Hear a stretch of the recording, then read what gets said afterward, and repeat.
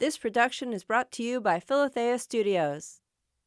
Hello and welcome. You are about to listen to a short narrative selected from Restoration, a publication of the Madonna House Apostolate. We invite you to listen deeply as the author shares the joys and struggles of living the gospel of Jesus Christ without compromise in today's world. Bulldozing by Doherty. Often there is a great deal of noise in our hearts. We have to learn to reduce it to a gentle silence and listen to God. We need to do what the gospel says, make straight the paths of the Lord in our own hearts.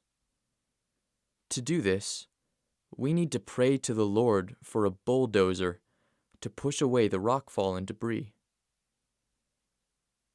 God will do this for us if we stop the swirling dust of our own mutterings, the constant using of the pronoun I, our thinking that we are always right and someone else is wrong, our non-listening to our own brothers and sisters. The weight of listening is heavy.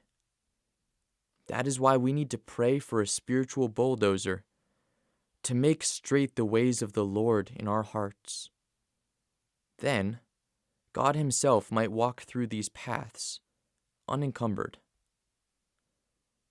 He can come into our hearts and do the listening there.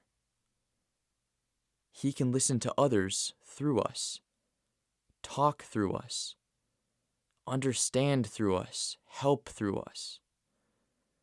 He can console those who come to us. If the paths of our heart are made straight, He will come running. It is time to pray so that we might listen to the hunger of others. Usually, people don't want us to do much for them. They want us to listen. There is such a great hunger for this today.